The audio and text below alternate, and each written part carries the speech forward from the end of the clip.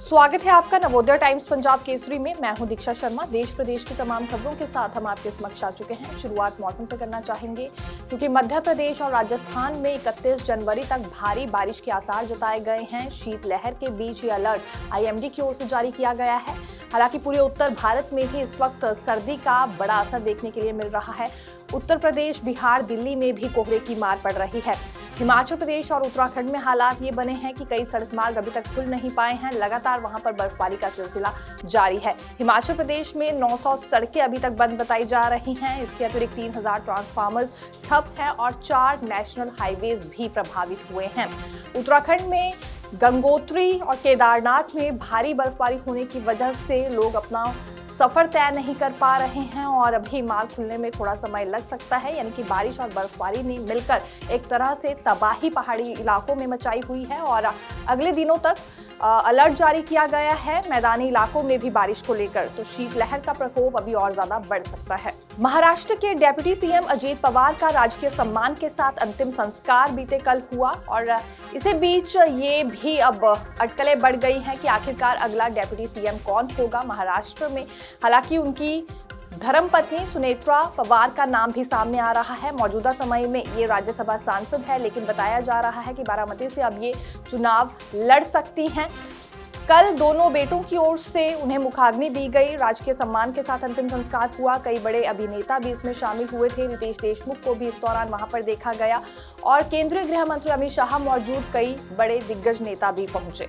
उनके दोनों बेटों पार्थ और जय पवार ने मुखाग्नि दी। पत्नी सुनेत्रा पवार ने पति के पार्थिव शरीर पर गंगा जल चढ़ाकर अंतिम विदाई दी। इस मौके पर चाचा शरद पवार और उनकी बेटी सुप्रिया सुले भी मौजूद रहे। गृह मंत्री अमित शाह ने भी अपना शोक व्यक्त किया। वहीं प्लेन की को पायलट कैप्टन शाम्वी पाठक का दिल्ली में और क्रू मेंबर पिंकी माली का मुंबई के ठाणे में अंतिम संस्कार किया गया। अजीत की पत्नी डिप्टी सीएम बन सकती हैं। फिलहाल इस पर कई तरह की चर्चाएं अब जारी है। हालांकि उन्हें डिप्टी सीएम बनने के लिए पहले चुनाव लड़ना होगा और राज्यसभा सांसद के पद से भी इस्तीफा देना होगा। लेकिन क्या ये सौभाग्य पार्टी की ओर से उन्हें दिया जाएगा और इस स्थिति में इस वक्त सुनेत्रा पवार है कि वो चुनाव लड़ सके, ये देखना भी आने वाले दिनों में रोचक रहने वाला है।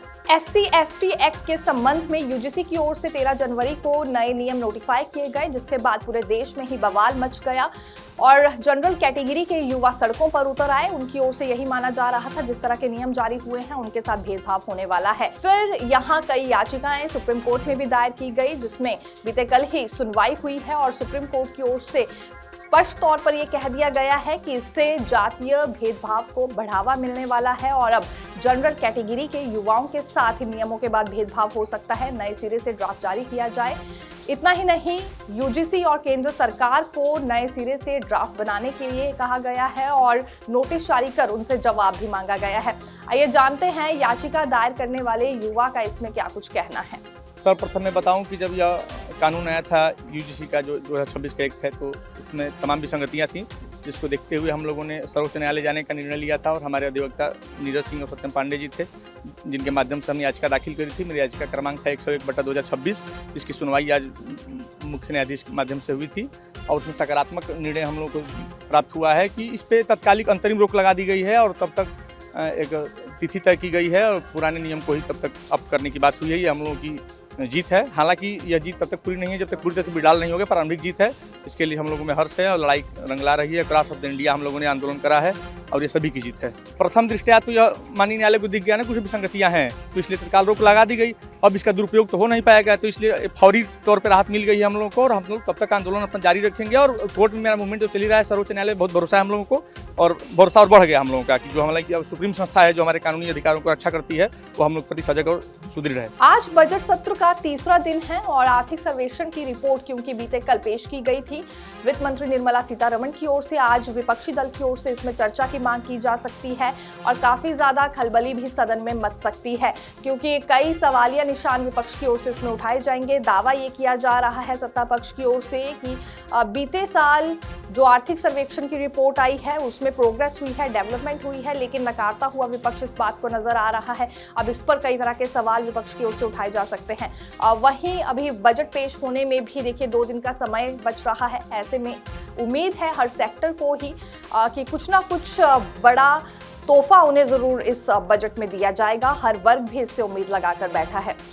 1 फरवरी को निर्मला सीतारमण नवी बार बजट पेश करेंगी। बजट से हर सेक्टर की अपनी उम्मीदें हैं। Income tax, custom duty, manufacturing, किसानों, युवाओं, महिलाओं, हर वर्ग को उम्मीद है कि जरूर उन्हें राहत दी जाएगी। देखते रहिए नवोदय टाइम्स पंजाब केसरी में दीक्षा शर्मा। धन्यवाद।